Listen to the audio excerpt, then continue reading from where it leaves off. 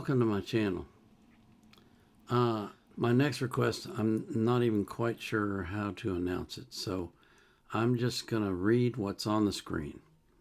Honi. Okay, I got to make this bigger so I can see it. Sorry. Honi Soit Qui mal y pense, I think. It's a documentary, and it also says third place of Tropfest, Australia, 2013. I got no idea what this is. I don't even think it's music, but you know, I'll react to whatever you ask for. So here we go. This was requested anonymously on the 25th of June of this year.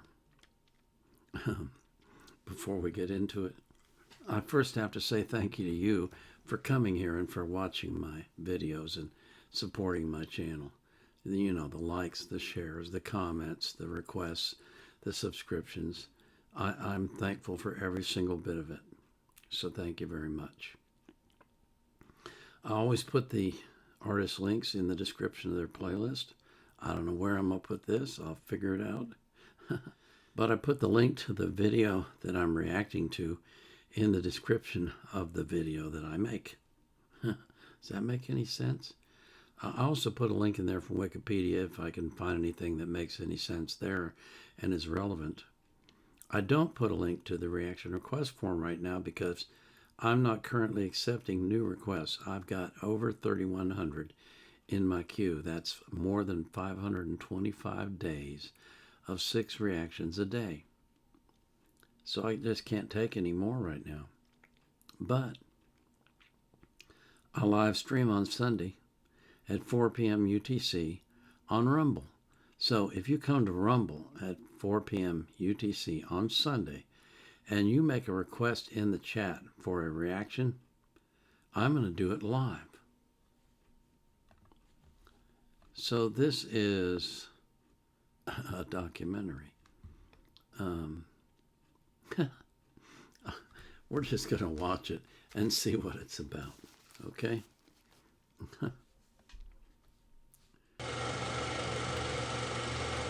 Okay.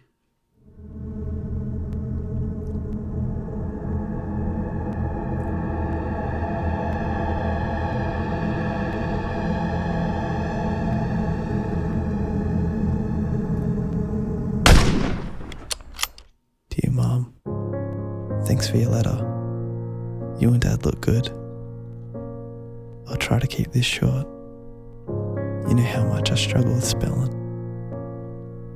Tell Auntie Cheryl thanks for the chocolates. The boys loved them, and they're great for morale. Who would have thought, just over a year ago, I couldn't buy a round of beers for me mates, but I could sign up to die for me country. Every day is a fucking Monday out here. But one thing I've learned is, I'm not fighting because I hate what's in front of me. I'm fighting because I love what I left behind. God, I miss home. You always said I took shit for granted. And you're right. I miss the smell of eucalyptus in the bush. I miss the sound of the ocean. I miss the friendly faces of home. I'm out here trying to survive this war. But the locals, they're just trying to survive day to day. I remember as a kid, I tried to pull a sickie to get out of school, and you'd always make me go. These kids would do anything for just one day of school. I hear stories from other diggers. When we rip out of here, that this place will change back to how it was. They say the Minister for Women has a hand in the brothels, and the Education Minister can't read or write. It makes me think about our own politicians. how many of their sons and daughters do you think are out here fighting alongside us? They line their pockets, while some diggers come back and live in poverty. A lot of people hate what we do, and sometimes I do too. I keep reminding myself there's a bigger picture. That's why we're here, fighting for human rights. A wise man once said, change is the law of life, and those who look only to the past or present are certain to miss the future. Mum, I know now it doesn't really matter if you're late for a meeting, if the restaurant gets your order wrong, or you get stuck in a traffic jam. We live in a beautiful country with limitless opportunity. We are free to make our own way in this world without persecution or life-threatening danger. In the end, we're all pretty fucking lucky. When I finally get home, I'm going to take the time to live. Just breathe. Appreciate what so many have given their lives for. And try to let go of the memory of this 8-month hell. I'll be home soon.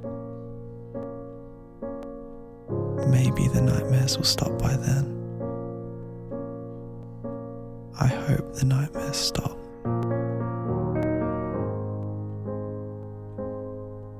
I love you.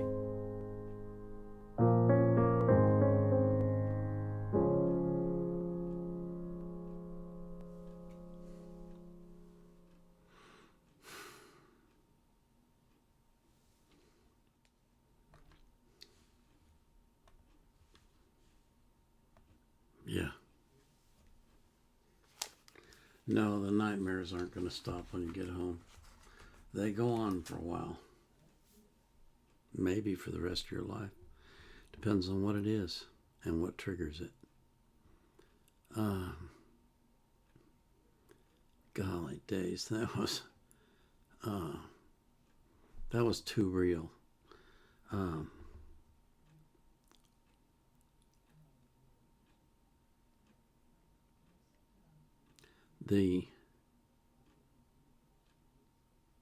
As he said, the politicians are the ones who decide that we're going to go somewhere and fight. And then we go and we fight. And we come home and we suffer from the after effects of the fighting. Some for their entire lives. Some get over it. And the politicians just keep going on. Wouldn't it be nice if we could get rid of politicians? Or at least get ones that cared about us instead of themselves? Wouldn't that be nice? That would be a welcome change, wouldn't it? But we got to get everybody else to start voting that way too. And that's not easy. Because people have their own concerns and their own considerations and their own desires that they want fulfilled. And sometimes they don't think about the long-term consequences of their short-term satisfaction.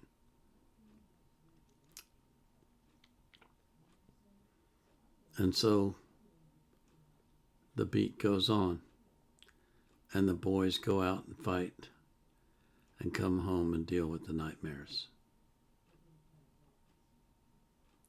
And the politicians keep politicking and stuffing their pockets.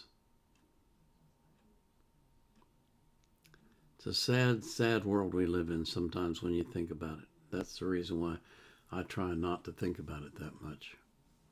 I'd rather think about God because that's not sad. That was interesting. That was a brief but meaningful look into what it's like to be in combat. And with only one shot fired the whole time, you just got the mind of one young boy who's praying that he makes it home in one piece.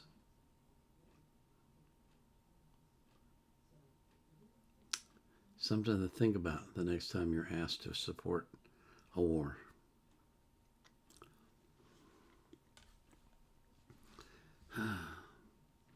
You know, I would pray for peace, but I know that's never going to happen until Christ returns. And so I just pray that we can be peaceful with each other and not be so contentious all the time, and try to find a way to get along. And I pray that for all the people that you love as well. This is the Vietnam era vet out.